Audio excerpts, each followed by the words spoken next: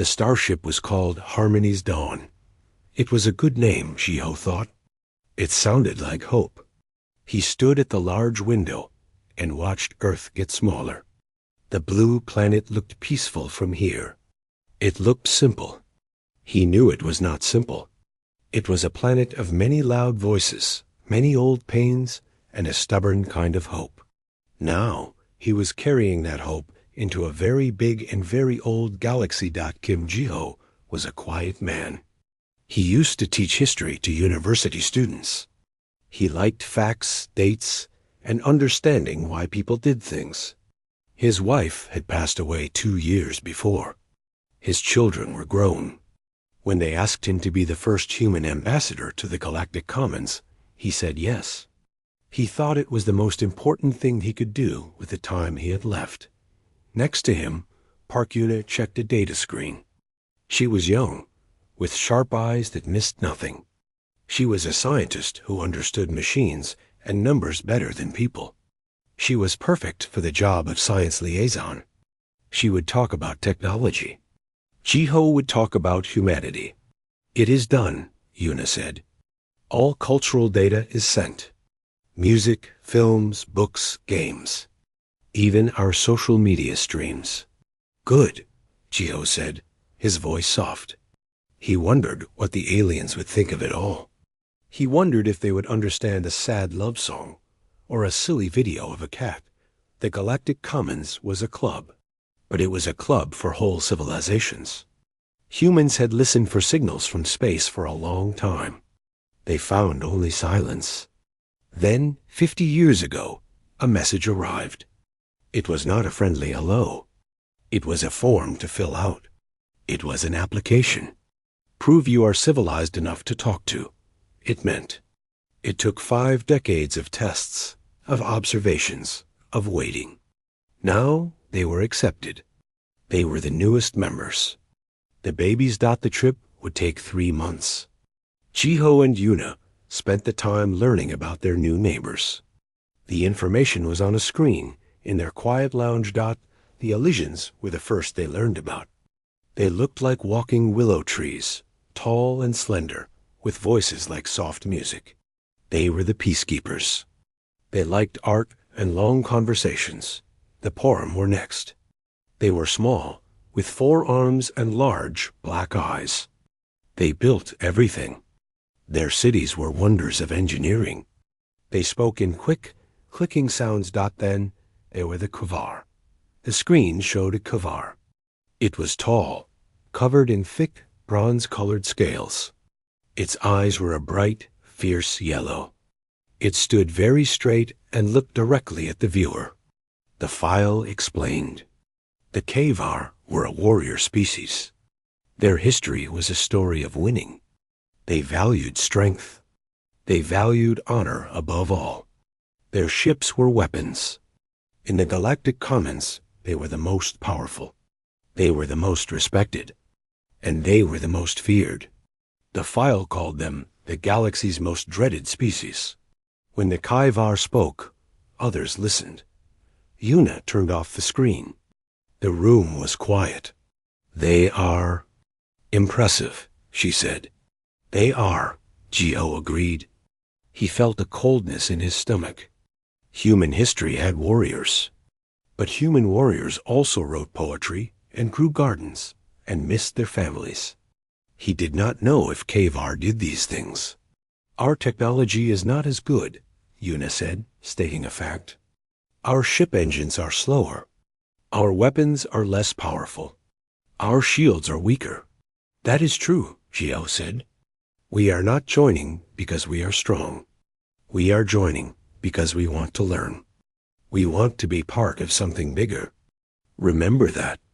We are not a threat. Yuna nodded, but she looked at her hands. Jiho knew she was thinking the same thing he was. In a place that respected strength, what did it mean to be weak? Finally, the Harmony's dawn arrived. The Galactic Common Station was not like anything from Earth. It was a giant ring, bigger than a moon, spinning slowly in the dark. Lights sparkled all over it. Thousands of ships of all shapes and sizes flew around it like bees around a hive. Some ships were smooth and beautiful. Some were sharp and angry-looking. Jiho knew those were the Kavar ships. Their own small ship was directed to a landing bay. The bay was clean and very bright. The doors of the Harmony's Dawn opened with a quiet hiss. Jiho took a deep breath. He adjusted his simple gray suit. Yuna stood beside him, holding her data pad tightly. They walked down the ramp. A group was waiting. There were 2 Elysians, their long limbs moving gently. A Porum on a small floating seat. And 1K single quotes VARR dot, the Kavar, was even bigger in person. It stood perfectly still. Its yellow eyes moved over Jiho and Yuna slowly. It felt like being examined by a very careful, very dangerous machine. "Welcome, humans," said one Elysian. Its voice was pleasant. "I am Elderon. This is a historic moment. We welcome you to the community of civilized species." Jiho bowed. It was a human gesture. He did not know the alien customs. "Thank you, Elderon. I am Ambassador Kim Jio. This is Science Liaison Park Yuna. We are grateful for your welcome." The Kavar took a step forward. The sound of its foot on the floor was heavy. "I am Commander Rial of the Kavar Triad." It looked at Jio. "Your application file was long. Your species is emotional. You fight among yourselves for foolish reasons. Your recent global wars were wasteful." Jiho kept his face calm. Inside, his heart was beating fast. "Our history is complex. We have learned from our mistakes. We seek a future of peace and cooperation." "Peace is not sought," Rival said, its rough voice cutting the air. "It is taken. It is kept by the strong. Your species appears weak." The Porum made a clicking sound. "Their material science shows some creative use of limited resources. The file on their carbon nanotubes was not entirely derivative. There is minor promise." Jiho bowed again to the Porum.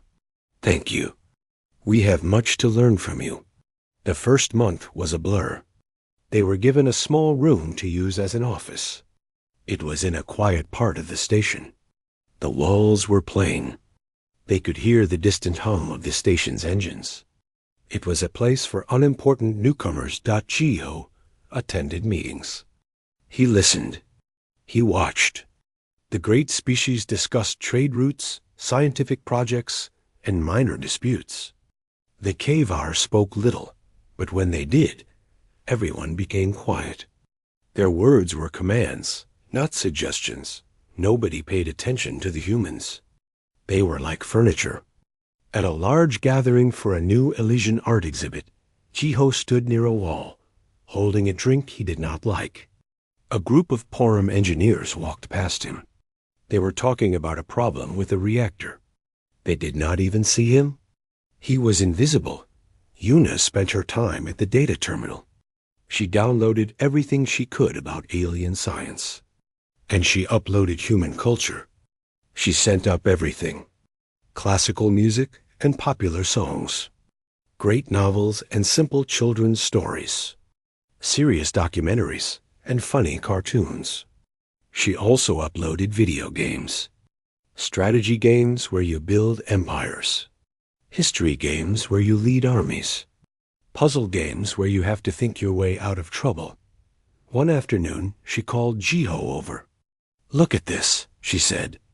Her screen showed access logs. "Our files are being downloaded." "A lot. Which files?" Jiho asked. "All of them. But look here." She pointed. "The Elysians are downloading our nature documentaries and classical music.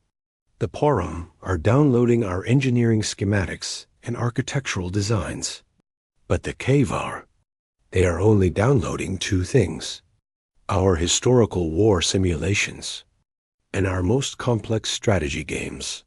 Jiho looked at the list. One game was called Star Commander. It was a popular game where you managed a fleet, resources, and the loyalty of your crew. Another was a detailed simulation of ancient human battles. Why? Yuna asked. They are the greatest warriors in the galaxy. Why do they care about our simple games?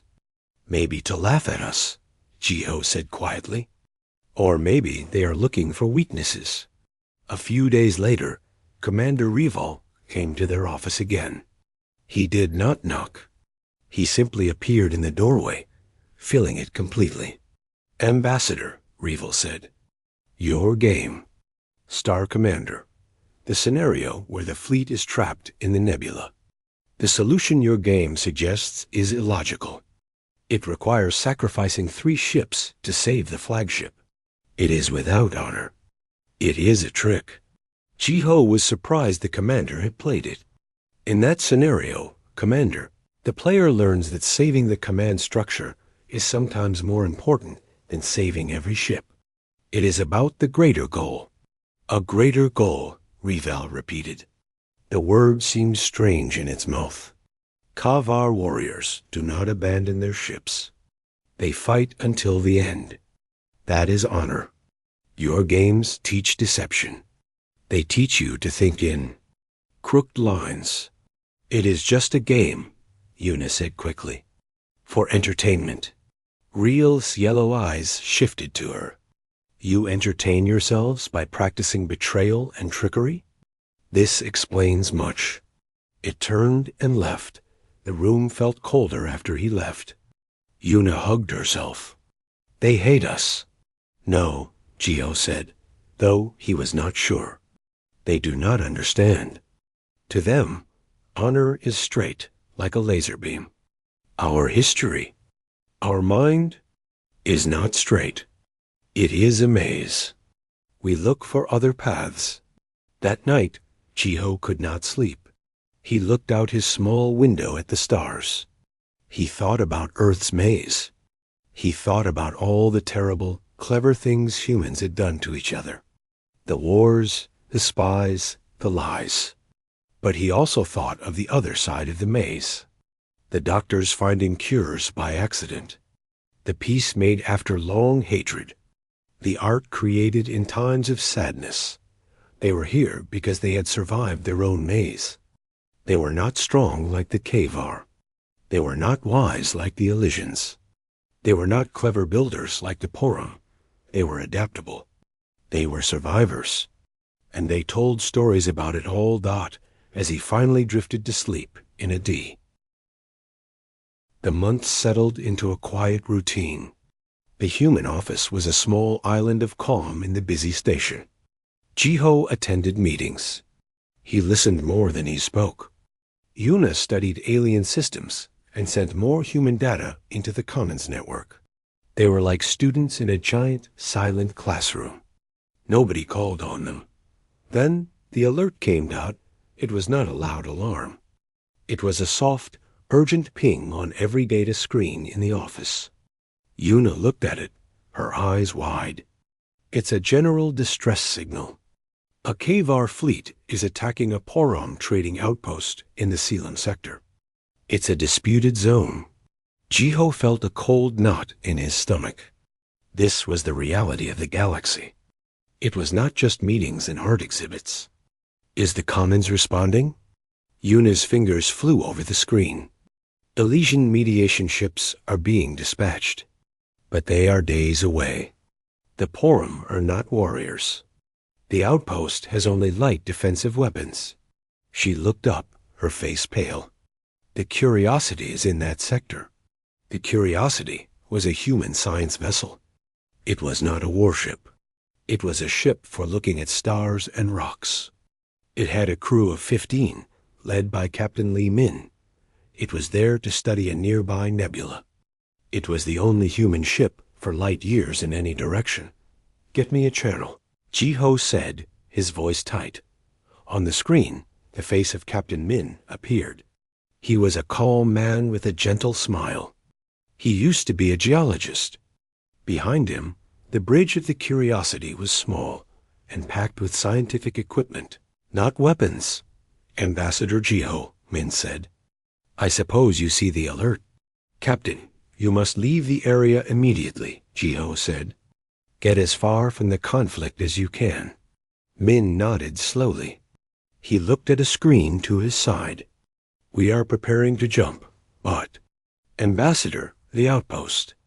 There are over 600 beings there, mostly Porom traders and their families. A few Elysian teachers. The Kavar bombardment has already started. Their shields will fail in minutes. Jiho knew what Min was thinking. He was thinking the same thing. Captain, the Curiosity is not armed. You cannot fight a Kavar warship. No, sir, Min said. His voice was still calm, but there was a new hardness in his eyes. We cannot fight. But maybe we don't have to.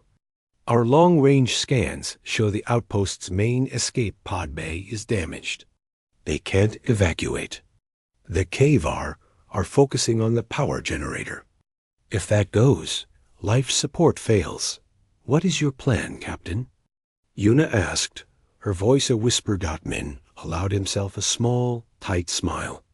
The Curiosity has the best geological survey sensors in the sector. We can map a planet's crust in minute detail. We can also map the energy emissions of a Kavar battleship with the same precision. We know exactly where their shield generators are. We also have a very powerful, focused laser for taking core samples from asteroids. Jiho understood. It was not a weapon. It was a tool. You plan to use it on the ship? On their shields for a fraction of a second. In a very specific spot, Min said. It will not hurt them. It will be like a mosquito bite to a giant. But for a Kavar commander, a sudden, unexplained fluctuation in your shield integrity is a mystery. And a good warrior stops to solve a mystery. It might distract them. Give the outpost a few more minutes. Their engineers might be able to fix the pod bay doors in that time. It was a desperate, foolish plan. It was using a scientific instrument as a noisemaker. It was a trick. They will see you, Captain. They will identify your ship as human. They may see it as an act of war. Then I will tell them it was a sensor malfunction, Min said, his smile fading. Ambassador, they are going to kill 600 civilians to make a point about a trade dispute. We are here. We can try to make a noise. Do I have permission to make a noise? Jiho looked at Yuna. She gave a single, sharp nod. He looked back at Min. He saw no fear in the captain's eyes. He saw the look of a scientist presented with a very difficult problem. You have permission, Captain. Be clever. And be safe.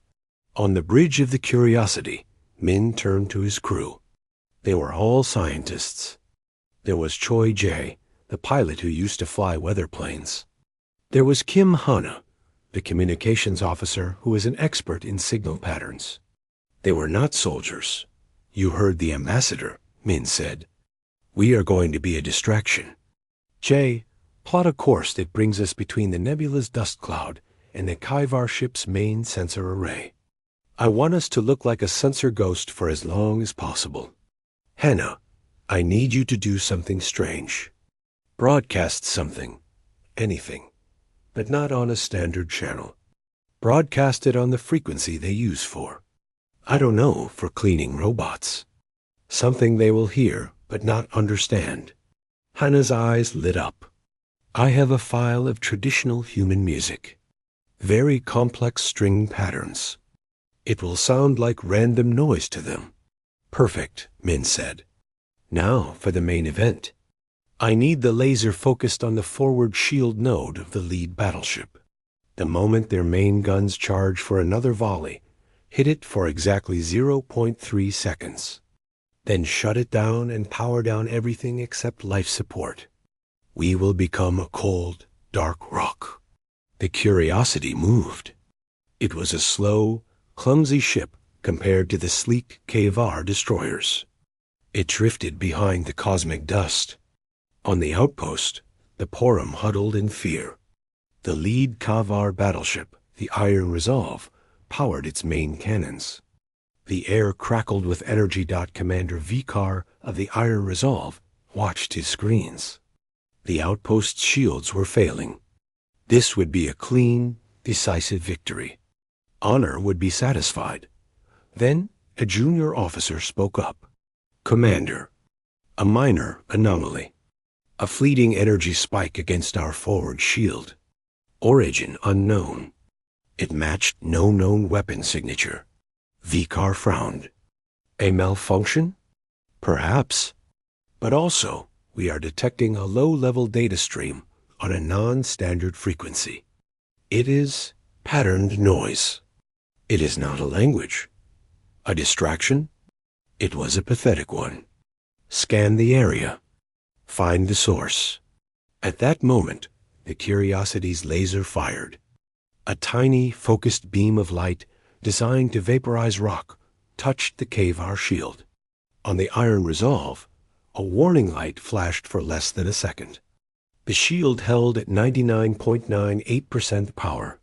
It was nothing, but it was something.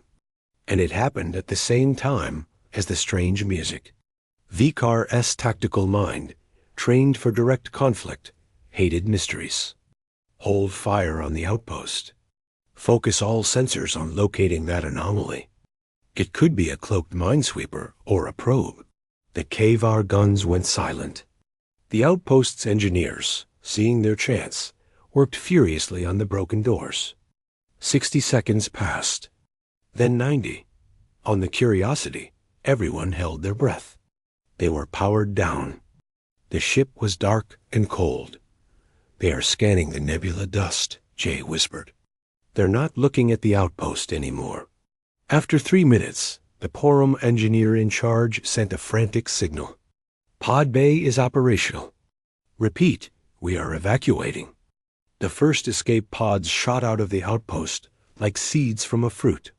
The Kavar sensors detected them immediately. "Commander, the outpost is evacuating. The target is escaping." Vikar snarled, a sound of pure rage. He had been tricked. A simple, stupid trick. Find that interfering ship. Now. Their powerful scanners finally pierced the dust cloud. They found the Curiosity, drifting, powered down, looking like harmless debris. It is a human science vessel. Registry, Curiosity. Human? Vikar could not believe it. The quiet ones? The ones with the confusing games? Capture them. Bring them to me. I want to look at these scientists. The Curiosity was caught in a tractor beam. They were brought aboard the Iron Resolve. Captain Min and his crew were taken to the command deck. They stood in their simple flight suits before Commander Vikar, who towered over them in his battle armor. "You," Vikar growled. "You interfered in a Kavar military action. Explain this before I have you spaced." Min looked up at the giant warrior. He did not look afraid. He looked curious. "My apologies, Commander. We were conducting a geological survey of the nebula. Our high-intensity laser for core sampling must have had a focusing error. It's a new model. Very buggy. We also had a data stream malfunction. Our bad. We were just leaving when your tractor beam grabbed us." Vikar stared. The human story was ridiculous. It was an obvious lie, but it was delivered with a calm, polite face. There was no defiance, no challenge to his honor. Just a shrug. An oops. "You gave the outpost time to escape," Vikar stated. "Did we?" Min said, sounding genuinely surprised. "That is fortunate for them. A happy accident. Again, our apologies for the disruption, Commander. If you could just point us towards the nearest space lane, we'll be on our way and file a report about our faulty equipment." Vikar was silent for a long time. He had expected rage. He had expected defiance. He had expected something he could understand. This was nothing. It was like shouting at empty space. He could punish them, But for what?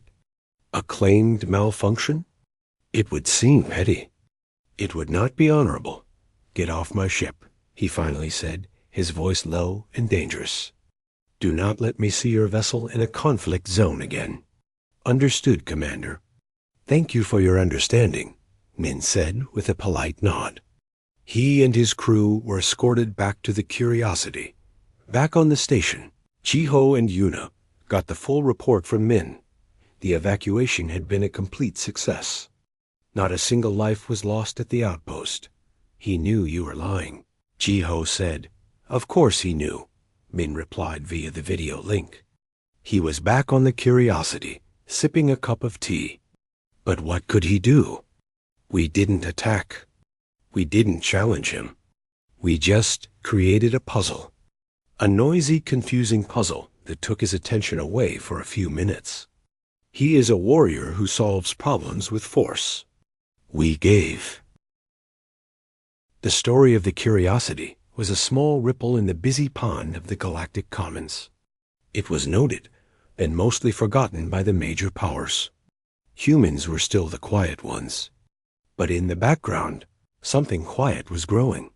A young Elysian analyst named Triel was responsible for monitoring cultural exchanges. His job was to watch the flow of art, stories, and information between species. It was considered a peaceful, gentle job.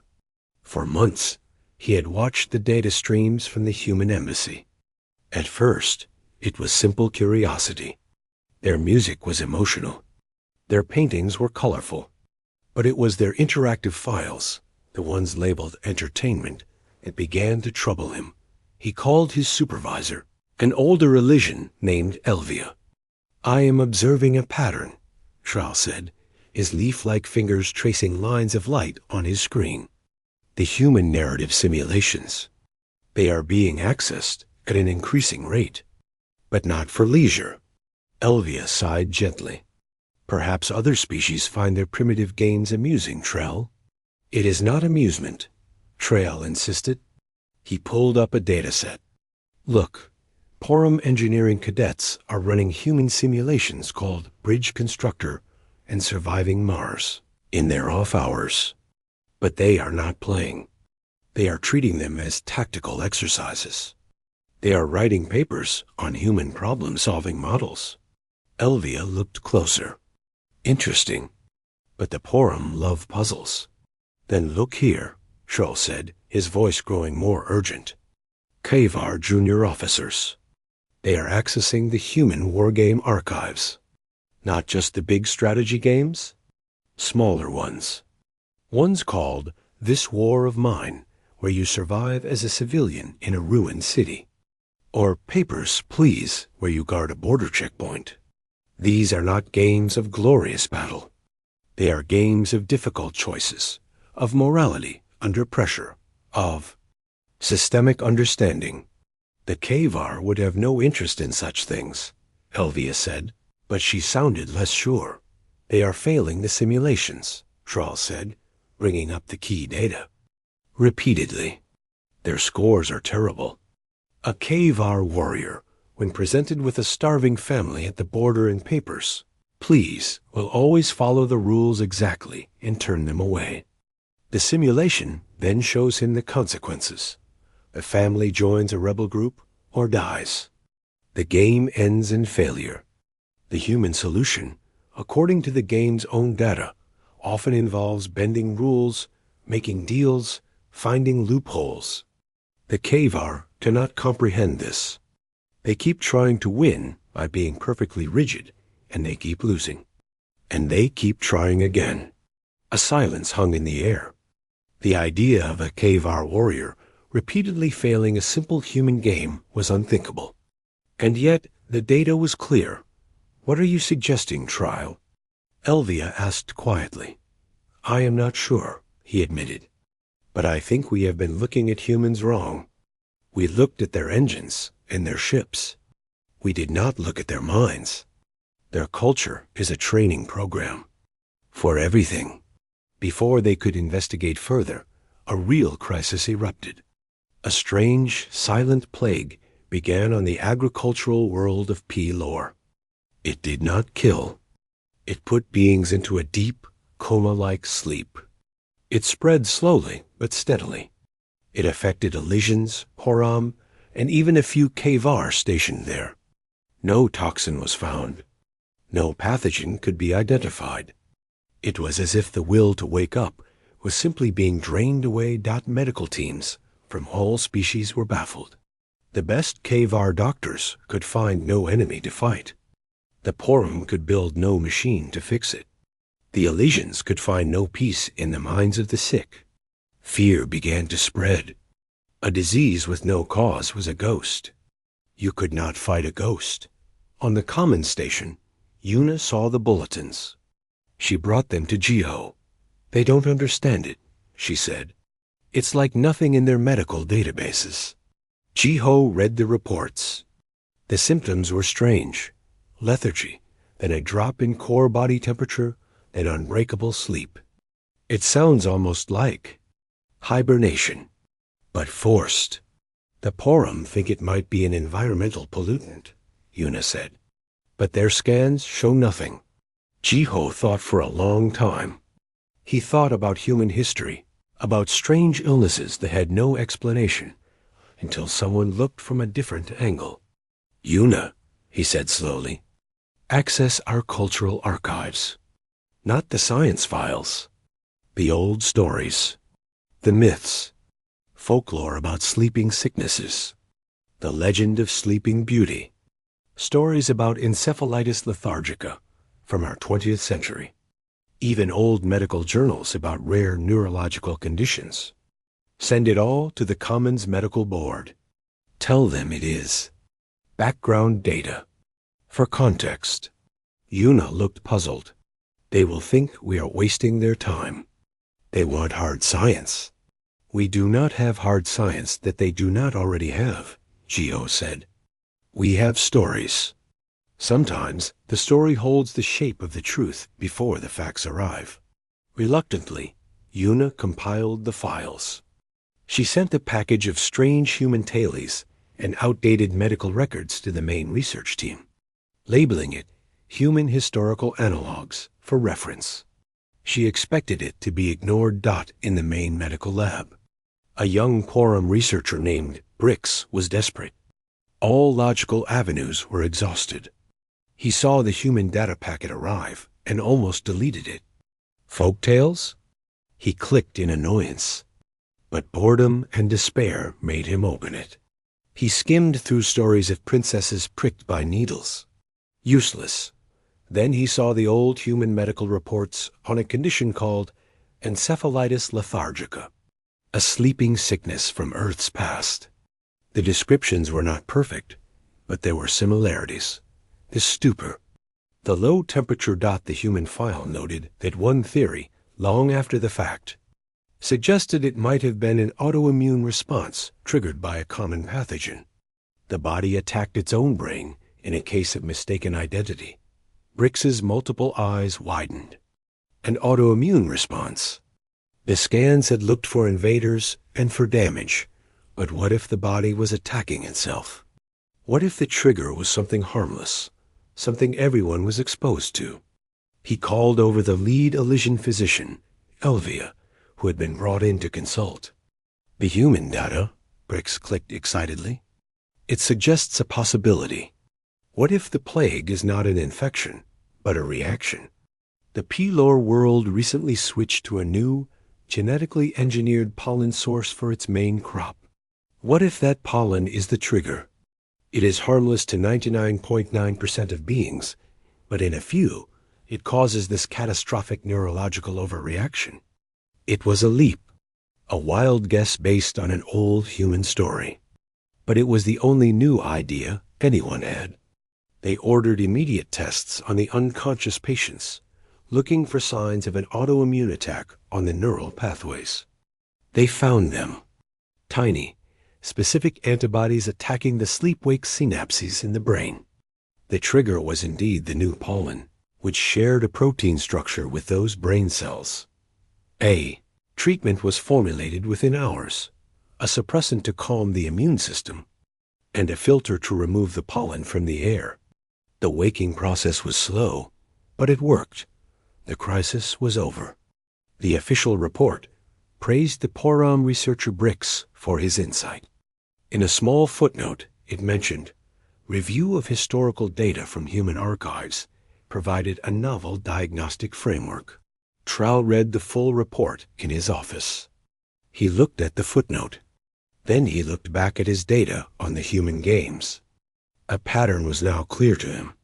It was not about one clever doctor or one lucky distraction. It was a species-wide trait. He requested a meeting with the Galactic Commons High Council. It was a big request for a low-level analyst. But the news of the plague's solution had made them listen. He stood before the 3 council leaders, an Elysian, a Porom, and a Kavar. He felt very small. "Honored councilors," Trowell began, his voice trembling slightly. "I have been studying the human species. Not their technology, but their cognitive output. I believe we have made a fundamental error in our threat assessment." The Kavar councilor, Gor An, snorted. "The humans? They solved a medical puzzle with an old story. It was a lucky guess. They are not warriors." "That is exactly the point," Trowell said, gaining courage. "They are not warriors in your image. They do not have a single dreaded trait. They have a different one, hyperadaptive narrative cognition." The counselors stared at him. "They think in stories," Trowell explained. "Every possible disaster, every conflict, every moral dilemma, they have already imagined it. They have written it down, made games about it, made films about it. Their entire culture is a vast library of solved and unsolved scenarios. When the curiosity distracted your ship, Commander, they were using a story. What if we look like a harmless malfunction? When their doctor suggested the cause of the plague, she was using a story. What if this is like the sleeping sickness from our past?" Goran leaned forward. "You are saying they are dangerous because they tell tales?" "I am saying they are unpredictable because they have already predicted everything," Trowell said. "A Kovar reaction to a threat is powerful and direct. It is knowable. A human reaction is not. They will search their vast library of stories, of myths, games, and histories, and they will find an analogy. And then they will try the solution from the story. It might be a medical solution. It might be a social trick. It might be an engineering hack. You cannot dread what they are. You must dread what they might imagine to do." The Porom counselor tapped her fingers together. "Their strategy games? My cadets are obsessed. They say the problems are illogical, but illuminating." "Exactly," Trowell said. "They are not teaching facts. They are teaching a method of thought.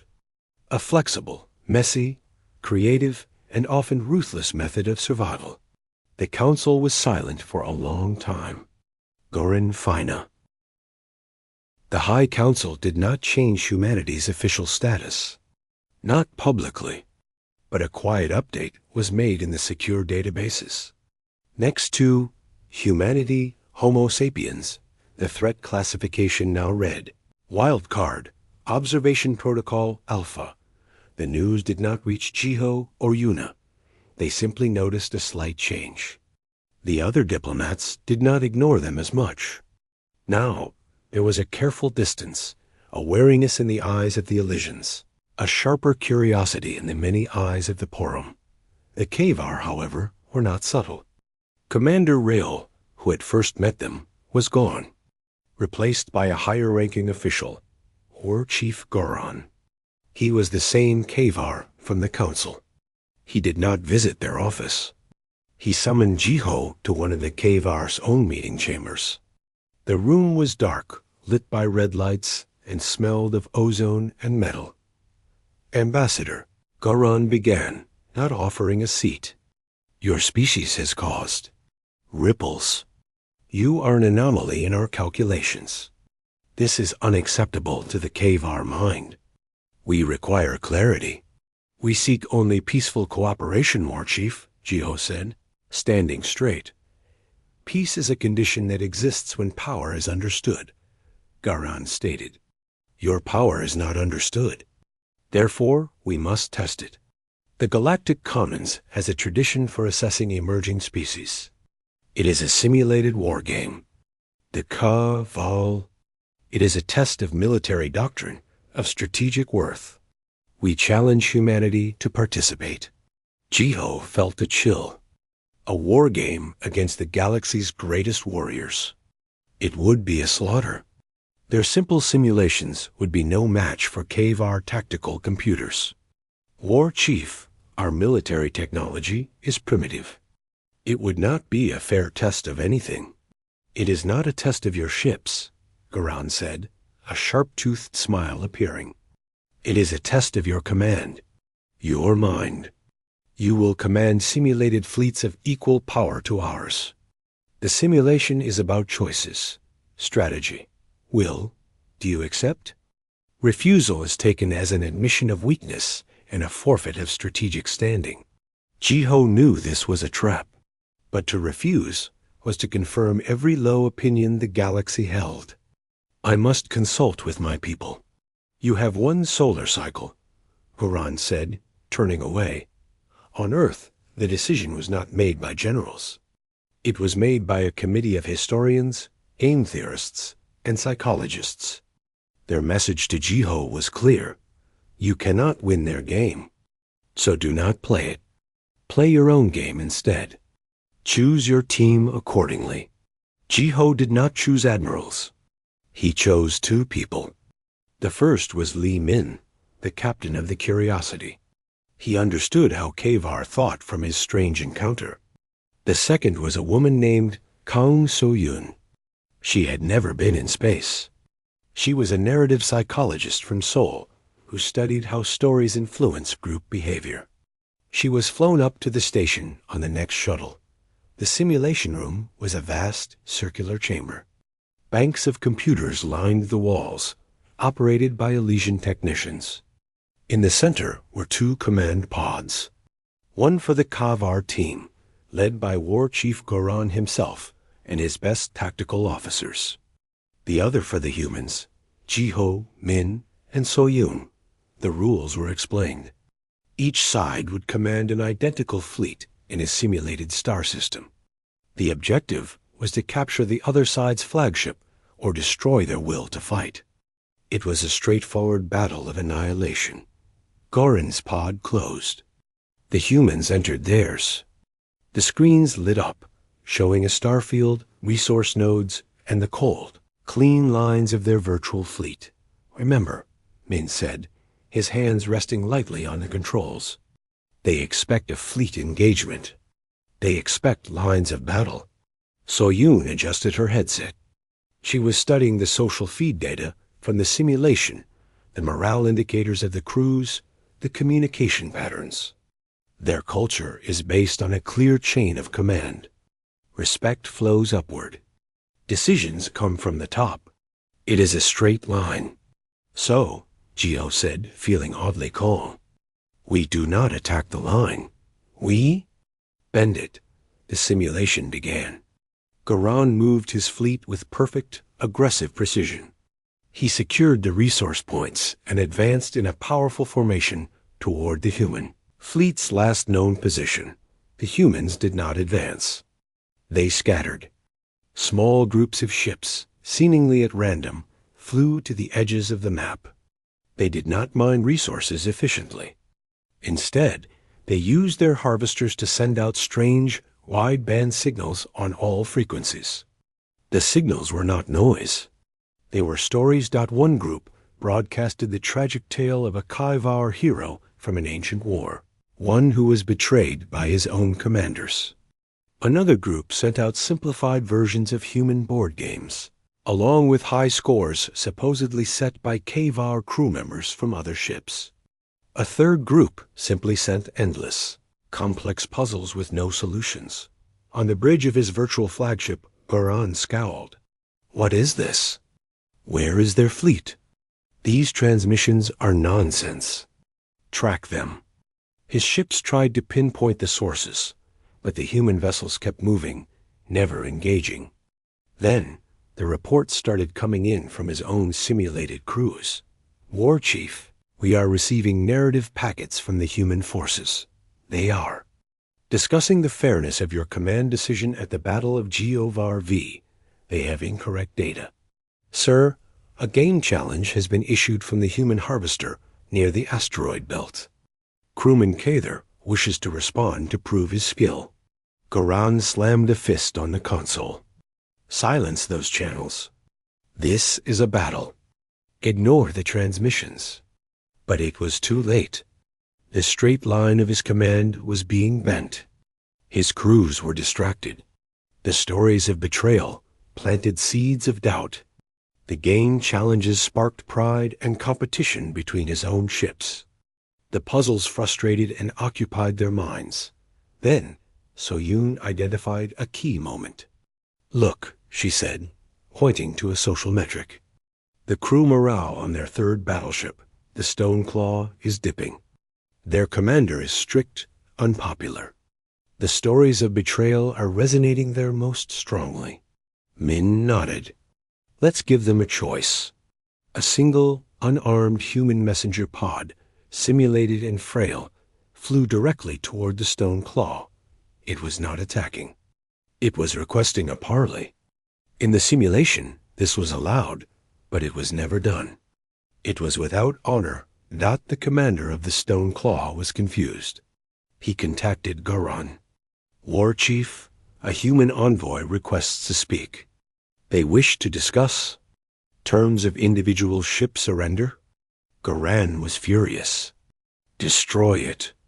Immediately. But the moment of hesitation was enough. The human fleet, now revealed, had not been idle. While the Kvar were distracted by stories and puzzles, the human ships had used the chaotic sensor environment to place subtle gravitational mines along the Kvar's likely attack routes. They were not powerful weapons. They were inconveniences. When Goran finally ordered a full assault, his lead ships stumbled into these minefields. Their formations were disrupted. No ships were lost, but the flawless, terrifying Kvar advance became a messy, stumbling charge. The humans still did not meet them head-on. They hit from the sides, using the asteroids for cover, striking at engines and communications arrays. They fought to disable, not destroy. And with every hit, they broadcasted more information. The Stoneclaw has been isolated by command. War Chief Goran prioritizes victory over crew safety. It was propaganda. It was lies. But in the fog of the simulated war, with their straight-line communication in tatters, some of the Kvar junior commanders began to believe it. They started acting independently, trying to salvage their own honor from the confusing fight. The simulation did not end with a glorious explosion of the human flagship. It ended with the Kvar fleet in disarray, its internal communications chaotic. 3 of its ships refusing orders due to conflicting command signals, and its flagship surrounded not by human warships, but by a cloud of small, annoying messenger pods broadcasting surrender documents that guaranteed the safety of each individual crew. The Elysian referees froze the simulation. The outcome was clear. The Kvar had not been defeated in battle. They had been unraveled. The pods opened. The air was cold. Goran stepped out. His scales were flushed a darker bronze. He walked slowly to the human pod. Jiho, Min, and So-Yoon emerged. For a long time, Goran said nothing. He looked at Jiho, then at So-Yoon, then at Min. He was not looking at warriors. He was looking at a teacher, a storyteller, and a trickster. You did not fight. Goran finally said, his voice a low, dangerous rasp. We did, Min replied quietly. We fought your certainty. You were certain how a battle must look. We were not. Goran's yellow eyes fixed on So-Yoon. You studied our morale. I studied your story, So-Yoon corrected gently. Your culture tells one story of strength. We know many stories of weakness, of doubt, of confusion. We used those. Garan turned and strode from the room without another word. The message was sent. The results were entered into the Galactic Commons record. Kaivar Tal Simulation. Outcome. Kaivar Tactical Disengagement. Human Strategy. Unconventional psycho-social.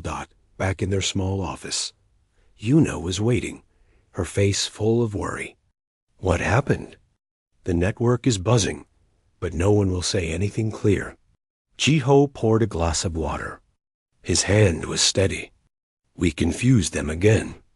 But this time, we confused them on purpose, in a place where they are supposed to be perfect.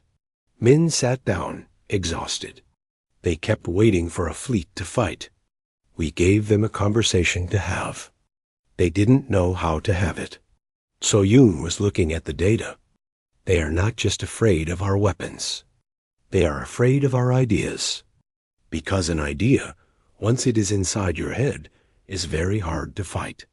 That night, across the station, Garin sat in his own quay. The silence after the simulation was louder than any alarm. The station did not talk about it openly, but a shift had happened. It was in the way other delegates looked at the humans in the corridors. Before, it was a look of indifference. Now, it was a look of calculation, of reassessment. Jiho felt it like a change in air pressure. A formal summons came from the full Galactic High Council, not just a subcommittee. This was rare. Jiho went alone. The council chamber was a vast dome with the three leaders Elysian, Horum, and Kaver seated in a high circle. The air was still. The Elysian speaker began, its voice gentle but firm.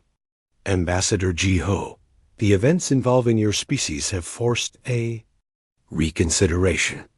The Shiva Tal is a test of martial spirit. Your people did not display martial spirit. They displayed something else. Something the Commons has no category for. The Porom representative clicked softly. Our analysis concludes your species operates on a principle of narrative contingency. You do not have a single strength. You have a library of responses. This makes you impossible to classify within our standard threat matrices. Garen, the Kavar, was last. He looked at Jiho, his yellow eyes unblinking. You do not conquer, he said, the words seeming to cost him effort. You comprehend. You seek to understand a system, a mind, a story, and then you find the smallest point where pressure applied makes it change. This is not war. It is manipulation. It is more unsettling than any weapon. Jiho waited. He had prepared many speeches about peace and cooperation. He did not use any of them. He simply said, we only wish to survive, and to help others survive. Our history taught us that survival often depends on understanding more than on fighting. The Elysian nodded slowly. That is the conclusion we have reached. Therefore, we are offering humanity a new role, not as a subordinate member species, not as a military power, but as sentinels. Jiho had never heard the term. Sentinels? The Porom brought up a star map. The galaxy is old and full of quiet dangers. Not just wars. Cosmic plagues like the sleep, gravitational anomalies, the slow death of stars, societal collapses in distant colonies. We respond to these things when they happen, but we are often too late. We are engineers, warriors, and diplomats. We are not Imagineers. We propose, the Elysian continued, a new office, the Sentinel Analysis Bureau. Its purpose is not to fight fires, but to smell the smoke before the fire starts. To look at data and imagine what could go wrong. To run the scenarios no one else wants to think about. We want humanity to lead it. Jiho was stunned. It was not a position of power in the traditional sense. It was a position of immense responsibility and quiet fear. You want us to be your Professional warriors? We want you to be our librarians of catastrophe, the Porum corrected. To use that unique human mind, the one that dreams of every disaster for the benefit of all. You will have access to all non-classified data streams from across the Commons. You will analyze, model, and warn. Gurren leaned forward. There is a condition.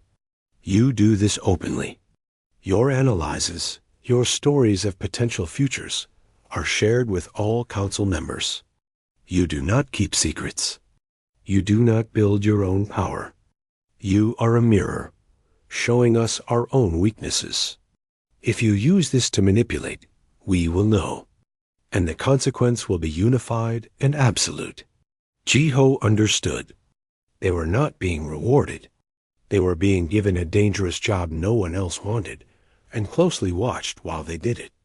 They were being trusted because they were too dangerous not to be trusted. It was a cage made of respect. I must consult my government, Jiho said. The answer from Earth came quickly. The choice was unanimous. Except, the Sentinel Bureau was established in a new wing of the station. Humans arrived not soldiers, but sociologists, ecologists, historians, game designers, and writers. Yuna was put in charge of the data nexus. Captain Min was offered a position, but he declined. I'm a geologist, he said with a smile. I'll keep looking at rocks. You look at the future. So Yoon, the psychologist, became the head of narrative foresight, a title that made the aliens nervous. The work began. It was slow. Humans pored over agricultural reports from 100 worlds, looking for patterns that might lead to famine. They analyzed the social networks of newly contacted species, modeling potential points of conflict. They played endless simulation games, inputting real galactic data, watching civilizations rise and fall in fast dash-forward dot at first. The other species watched with suspicion. Then, a few months in, the Bureau issued its first warning. It was a simple one-page report sent to the Porum Engineering Guild. Analysis of new hyperlane traffic patterns near the Bryn cluster suggests a 78% probability of a cascading gravitational shear event within 5 standard years. Recommend rerouting protocols now to avoid future collapse. The Porum engineers checked the math. It was solid, but it was math they had not thought to do. They had been focused on the efficiency of the lanes, not the long-term strain on spacetime. They began rerouting. It was expensive. Many called it a human overreach. A year later, a natural gravitational shear event occurred exactly where predicted. The rerouted lanes were unaffected. No ships were lost. The cost of the rerouting was now seen as an insurance payment. Trust, slow and careful, began to grow. One day, Duran requested a private meeting with Jiho. He came to the Sentinel Bureau, which was now filled with peaceful-looking humans at screens, surrounded by images of possible futures. He looked out of place, a weapon in a library. Ambassador, Garan said. He no longer called him just human. Your Bureau's report on Kavar frontier worlds, the one about honor price inflation leading to internal conflict. Where did that come from? It is not a military analysis. Jiho led him to a screen where a young human named Taiho was working. On his screen was a complex graph, but also images of ancient Earth samurai and screenshots from Kavar social media. We study patterns, Taiho explained nervously to the towering Kavar. In your society, honor is a social currency. When new frontier worlds have little wealth, they compete in acts of bravery to gain honor. This drives increasingly dangerous actions. We saw a similar pattern in some of our own ancient warrior cultures before they fractured. The model suggested a point of collapse. Garan was silent for a long time. He saw not an attack on his culture, but a diagnosis. A warning. You are telling us a story about ourselves we have not yet lived. He finally said, that is the job.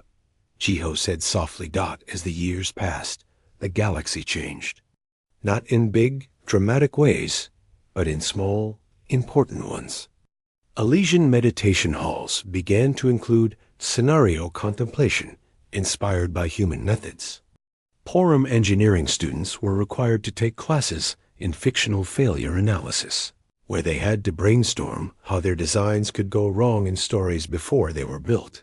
And the Kavar, most surprisingly of all, opened their first strategic imagination academies. They were not for learning battle tactics, but for studying human stories, games, and history. They taught junior officers to think around corners. The first text was a human book called The Art of War, but the second was a collection of ancient Earth folklore about tricksters. Humanity did not rule the galaxy. They did not command fleets. Their ambassadors were still quiet, their ships still modest. But their ideas, their stories, their way of looking at the dark and imagining what might be there, had spread. Jiho, now older, his hair gray, stood with Yuna at the observation deck of the Sentinel Bureau. Below them, the station glittered. On a large screen, a live feed showed a mixed group of young Elysians, Porum, and even a young Kavar, playing a cooperative simulation game designed by Soyun's team. They were laughing as they tried to solve a crisis of a dying sun. They are learning. Yuna said. They are imagining, Jiho corrected. Together. He looked out at the stars, not with fear, but with a quiet sense of belonging. The galaxy's most dreaded species had turned out not to be the fiercest, or the strongest, or the most ancient. It was the one that was afraid of everything, and therefore prepared for anything. It was the one that looked at the dark and told a story about a dot, and now the whole galaxy was learning to tell stories too. The future was still unknown, still full of danger, but it was no longer unimagined. And in that imagination, Jiho thought there was a fragile, powerful kind of hope. They were no longer the quiet ones in the corner. They were the ones who had taught the galaxy to listen to the silence and to wonder what might be coming next.